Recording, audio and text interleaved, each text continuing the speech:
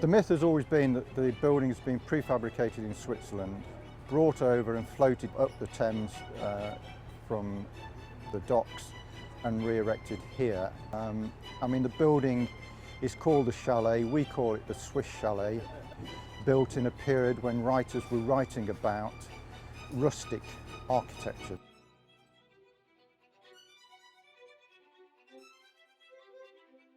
My first involvement was to come and look at the building and to crawl all over it and try and work out what needed repairing, what we had to do to try and maintain it as a building rather than just letting it continue to deteriorate.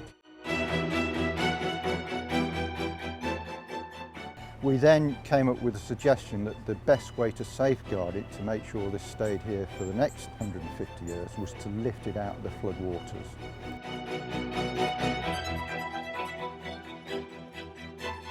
The works we're overseeing today are the lift of the Swiss Chalet.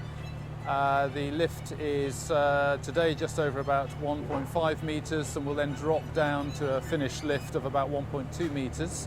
In order to raise this timber listed building out of the floodplain and protect it for hopefully another 100 years of its existence.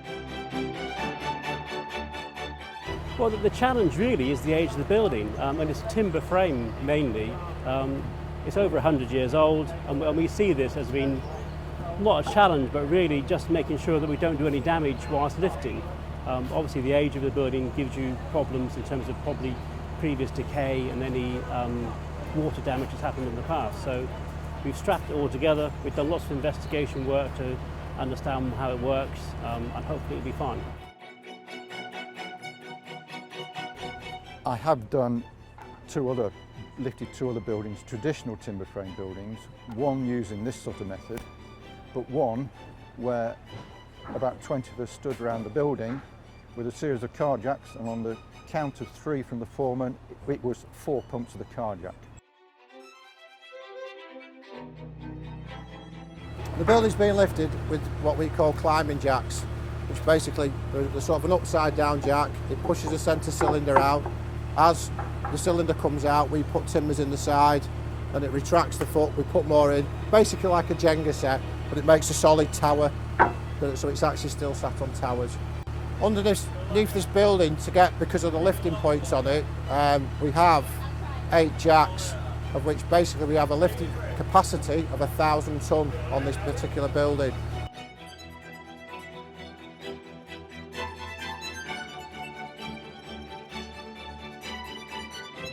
When we came to first view it was a very different picture here, because where you see everything dug out, there is pictures of, obviously it was just built up. So to walk onto site originally and say I want to lift that up, you kind of look at it and think, well, where are we going with this? You know, where are we? We love a challenge. You know, anything, we do big projects, big loadouts, things like that. So to come along with something so unique, it kind of makes you want to get your teeth into it anyway. The main challenge is not weight, it's the structural integrity of the building, to make sure that once we took the weight of it, that we lift it all level across the board, that we don't pick up one side and the other one doesn't go up, causing it to crack or causing it to misform its shape.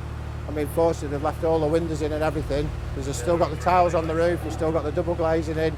I haven't seen a crack or a movement on anything yet, so I'm guessing we've got that one on a level.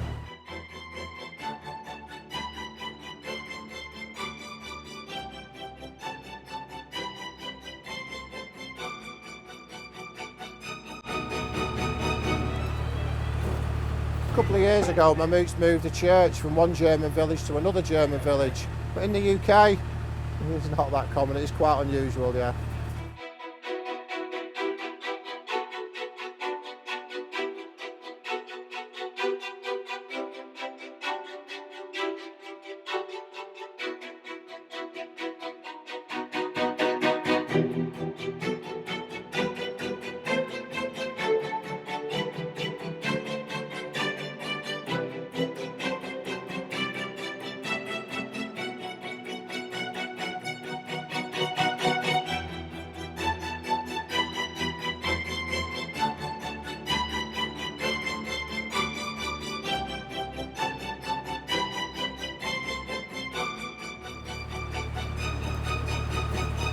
The actual lifting, it's took basically a day to set the lifting up, to set everything ready, which that was kind of yesterday.